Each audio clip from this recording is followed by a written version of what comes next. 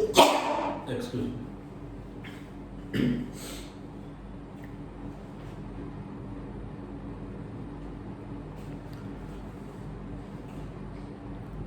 Okay, today we will discuss about inverse of cos function. So now for inverse of cos function, see, we will study the domain and ranges of cos function. Suppose if we take y equals to cos x, and we know that domain of cos x is R and range is -1, 1. Same as sign. The domain is all the real numbers and range equals to -1, 1. Based upon this, if you try to draw a graph for cos function, you start somewhere from here.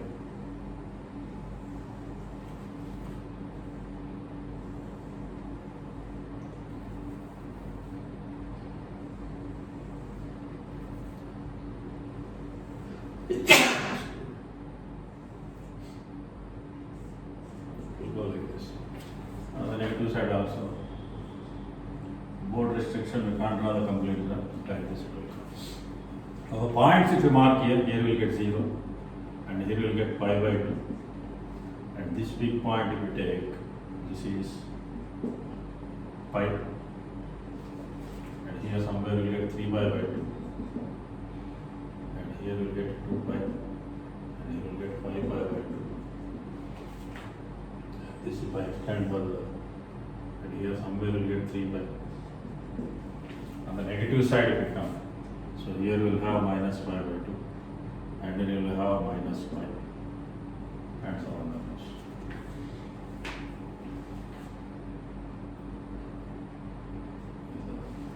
So at peak, so we know that this will be +1, and here we will have -1. Now this graph observe carefully, and this is also clearly not a 1, 1 function. So that means we need to check that where it behaves like a 1, 1 function. Where it behaves like a 1, 1 function, if you observe carefully. So here, 1 point, and here I am keeping it at lines. That means from here to here.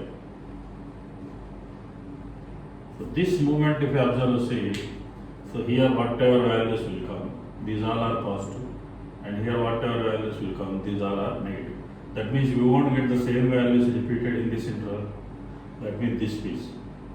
Like that, if you observe from here, so it will travel like this, and it reaches up to this peak, and here the point is 2 pi. That means in between pi and 2 pi, cosine function is bijective. Next, in between 2 pi and 3 pi, here somewhere, the sine is bijective. In the same way, negative side also, if it comes, negative side if you come means we will get this one. So this piece if you observe, cosine function acts as a bijective, and here also. So that means the intervals if you observe, the intervals are what? 0 to pi, pi to 2 pi, 2 pi to 3 pi, and so on like that on the positive side.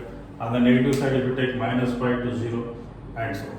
In all these branches, if you observe, cosine function acts as a bijective, and its inverse is defined. So here I will write, see, y equals to cos x is bijective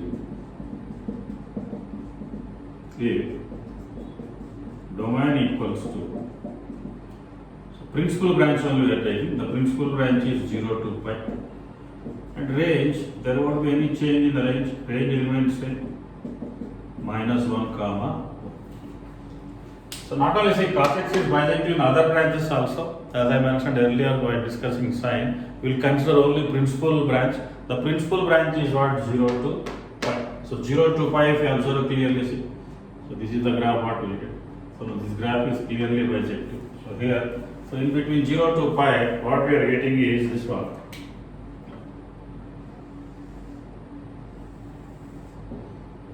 So here we have 0, and we will get a graph like this type. So here we will have pi, and here we will have 0.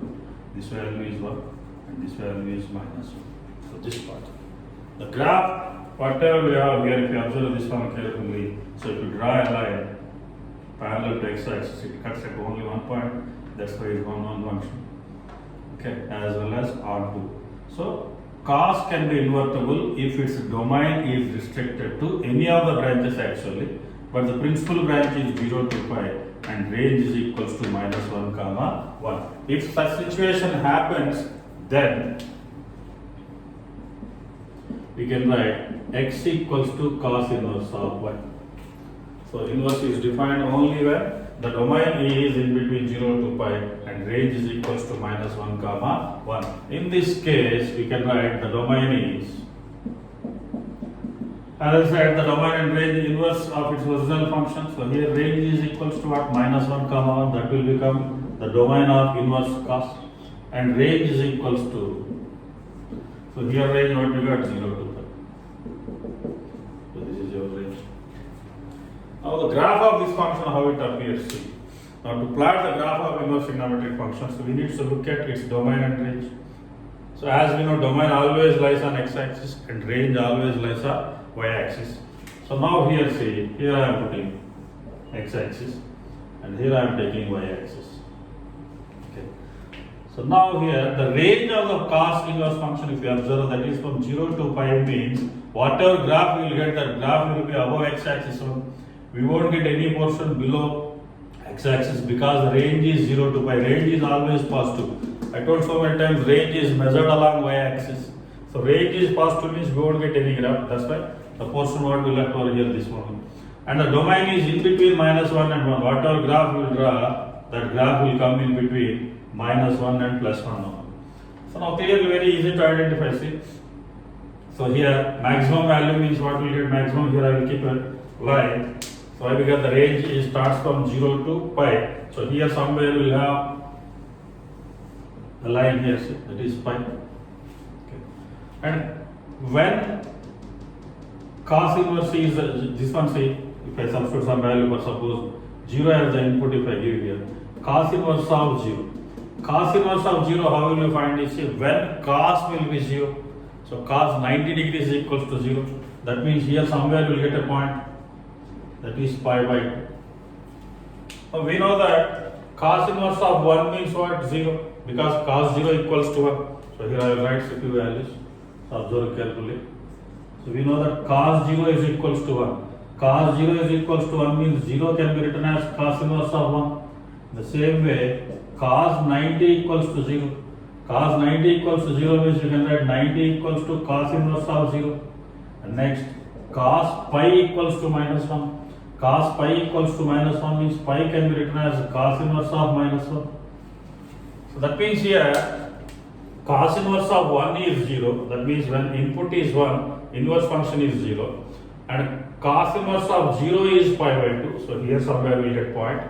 And cos inverse of minus 1 if you take means that is exactly equals to pi. That means your graph starts from here. So your graph starts from here. So it takes some curve like this type and it will reach to this point.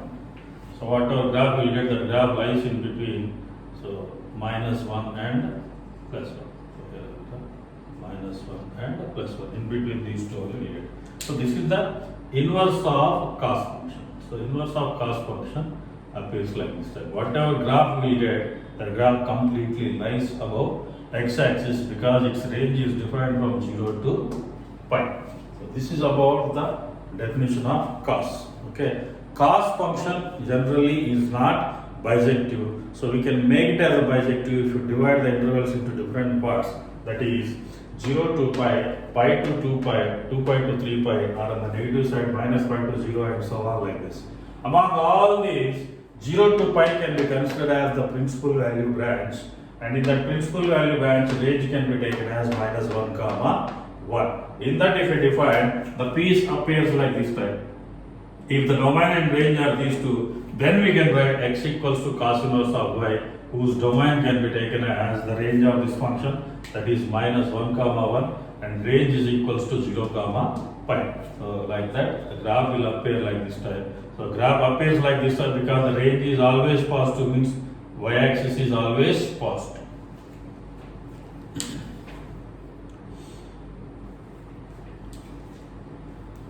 Go through this. Any doubts, please ask.